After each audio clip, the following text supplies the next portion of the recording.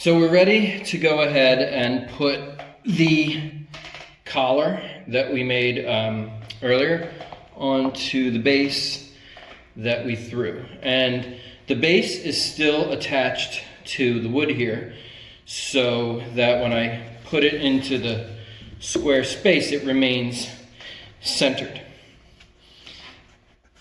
All right, and so now what I want to do is I want to score the top part here. So while it's spinning, I'm just going to take my scoring tool and go ahead and score it. And then I'm going to want to also figure out, which is the top and which is the bottom, and then score that.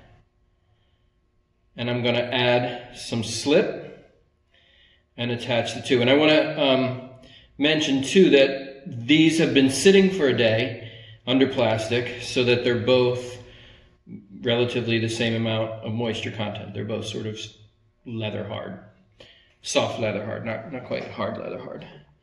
All right, so I've got them scored. Now I'm just going to take some slip and just add it. And once the slip is on there, then I'll take the collar here and fit that on.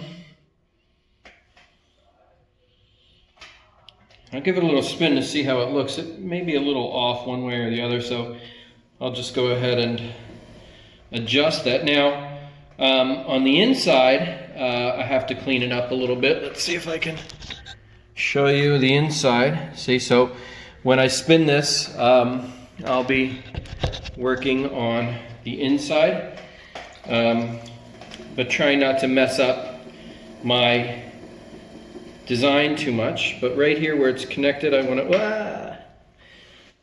to make sure that's on there really well. So let's give it a little press, maybe even pat it on there. There, that should stay. So let's see. A little better. So the thing I like about clay is, if you mess up a little bit, it's not that hard to recover. So that's pretty well fixed. Now the top is a little bit off, so I can work on smoothing the top with the sponge here, or if I don't like the way it's going, I can get my needle tool or wire tool or whatever and just cut it even. And then smooth that out. But I'm going to work on the inside here a little, and then I'll take the camera again and I'll show you what the inside looks like. I'm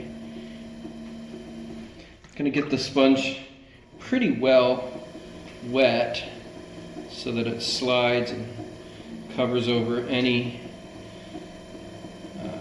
imperfection or crevice or crease. It's pretty good. I might spend a few more minutes working on this, but pretty much that's it. And then I could shape the bottom a little bit if I want to, from pressing from the inside or carving. I want to go ahead and show you how to carve the bottom a little bit. So I'm going to take my wooden tool here, make sure it's clean. And then I'm just going to hold it like a pen, brace my arm on my leg here, and just pick a spot and then gouge right through until I hit the wheel.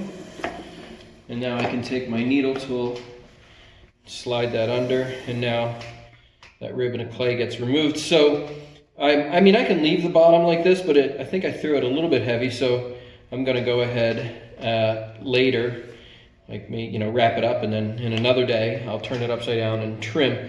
And while it's wrapped up and setting up a little bit more for trimming, I'll make the handle and set that aside. Let me show you the inside here. See, so that's a little bit cleaned up. Maybe over there I'll clean that up in a little bit, but